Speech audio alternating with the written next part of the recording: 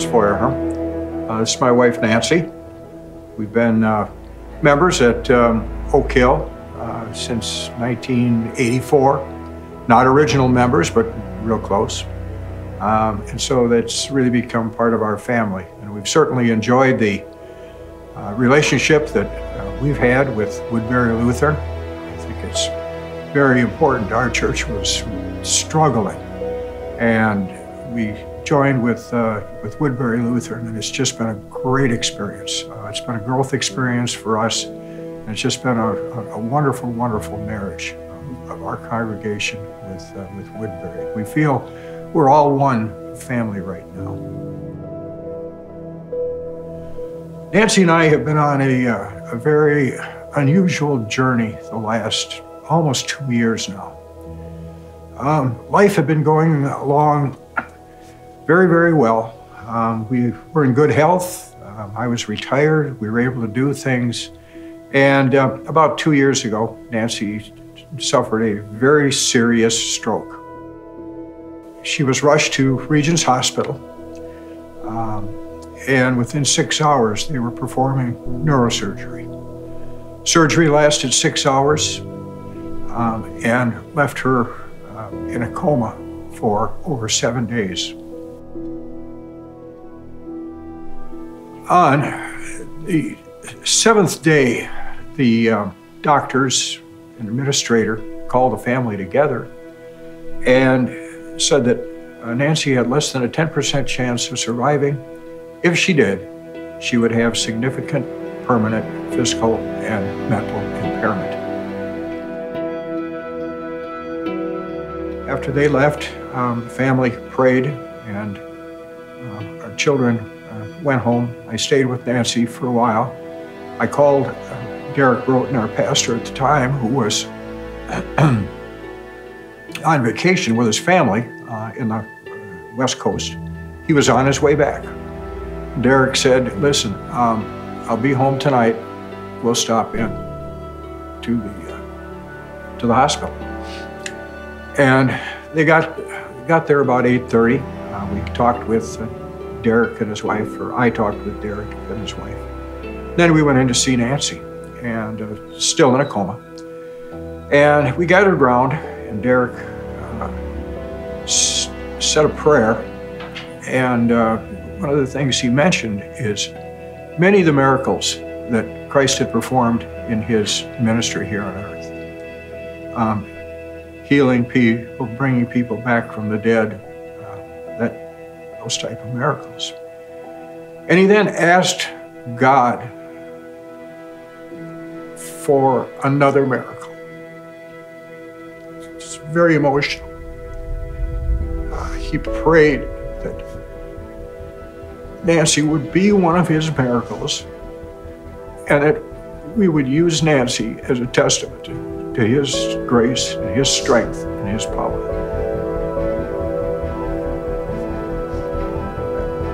I went home that night and prayed.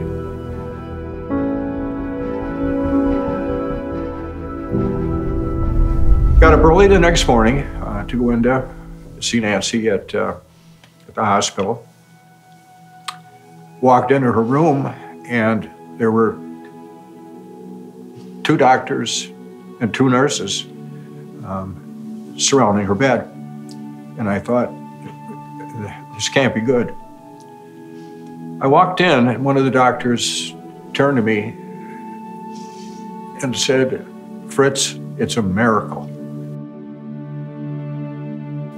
Nancy is coming out of the coma, and her vital signs have turned around completely.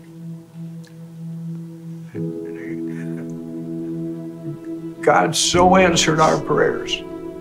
It's very, very difficult to, though those feelings are so strong and so emotional. And as he started to improve, the long process, she was completely paralyzed on her left side, face, tongue, left arm, left leg. She went through a lot of rehabilitation, and 58 days later, we were released. Well, after we got home, Nancy went through a considerable amount of therapy for the remainder of 2017. The first week in January of 2018, Nancy had another stroke, another hemorrhagic stroke, a bleeding stroke. She was in the hospital for another 2 months. We were released, began therapy again, began improving.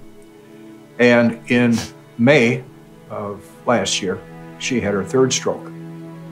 That stroke, also a hemorrhagic stroke, was deep-seated in the visual and memory area, and did a considerable amount of damage to her memory and her vision. But she began therapy and began progressing very, very well. I can walk, I can walk, I can walk. I can walk. I went from wheelchair to walker, and now I can walk. Praise be to God.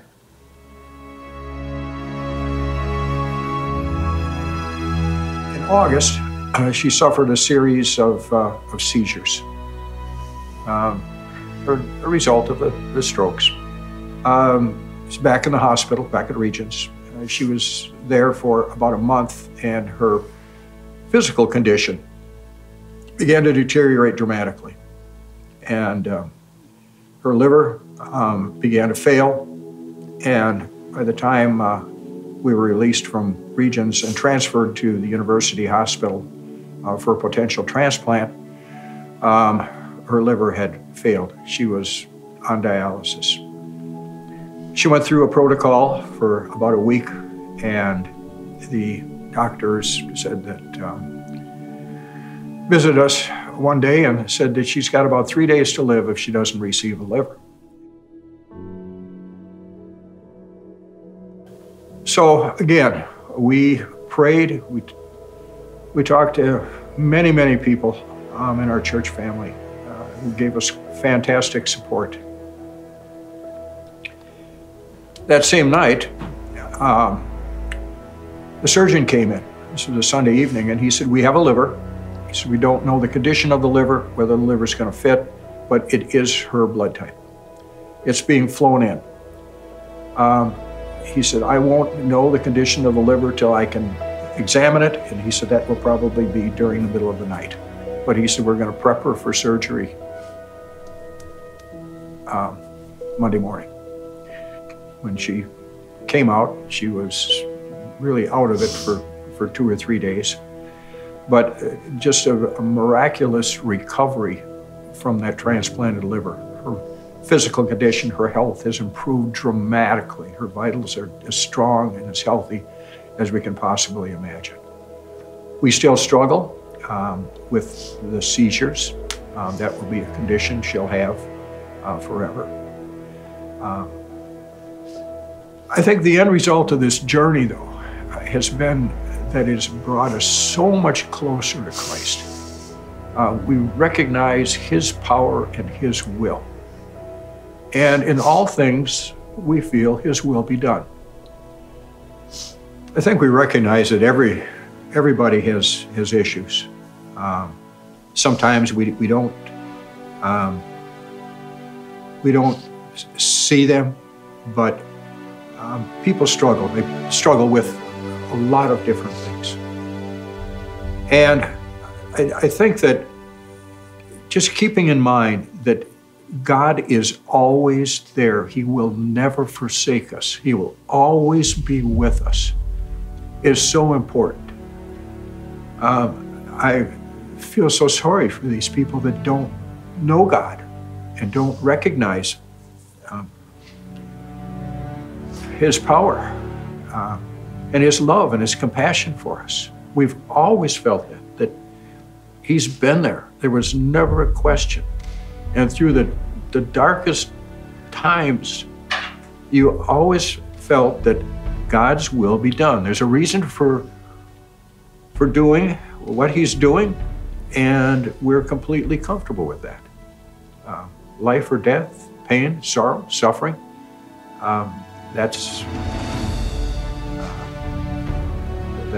there's a reason for that.